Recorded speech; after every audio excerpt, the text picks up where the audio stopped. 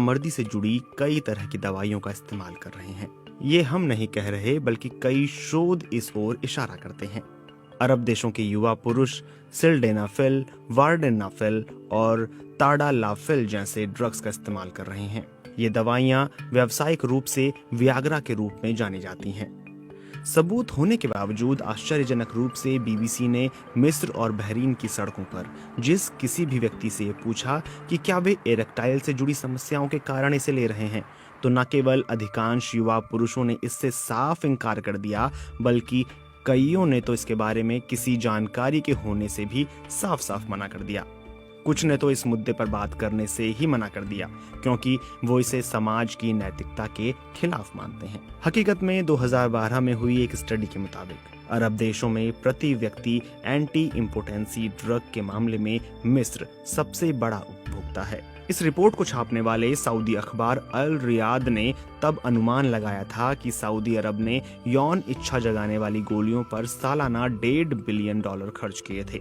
उसके मुताबिक सऊदी अरब में इसकी खपत रूस की तुलना में लगभग 10 गुना थी, जहां आबादी तब 5 गुना ज्यादा थी।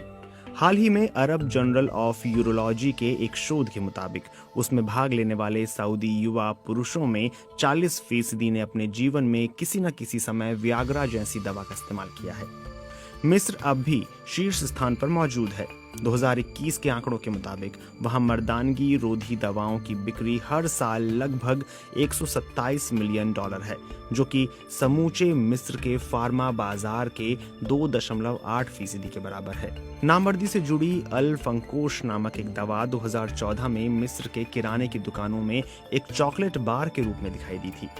अल फंकोश की कीमत मिस्र में 1 पाउंड के बराबर है।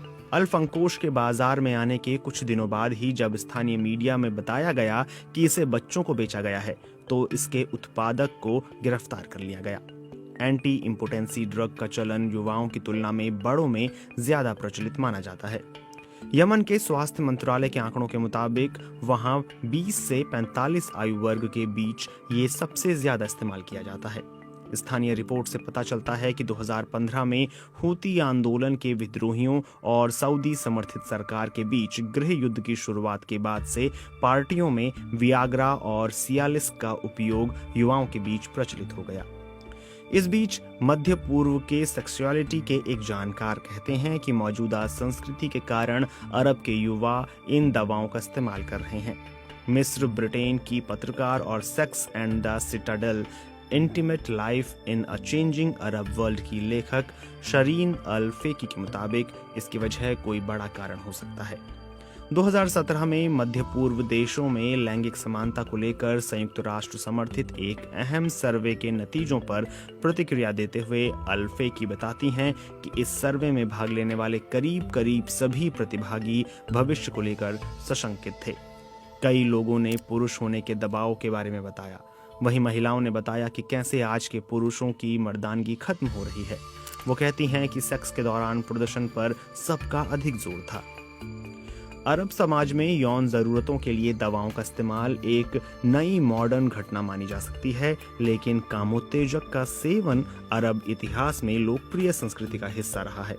शरीन अल फेकी कहती हैं कि अरब की परंपरा और इस्लामी रिवाजों में महिलाओं को पुरुषों की तुलना में अधिक प्रभावशाली और शक्तिशाली यौन इच्छा वाली देखा गया है, जबकि पुरुष अपने यौन प्रदर्शन को बरकरार रखने के लिए इसमें सुधार की जरूरत महसूस करते हैं। यह अवधारणा ऑटोमन साम्राज्य के दौरान लिखी गई किताब में मिलती है। सैकड़ों सालों बाद आज भी कई अरब युवा पुरुष इलाज की ओर रुख कर रहे हैं और बाजार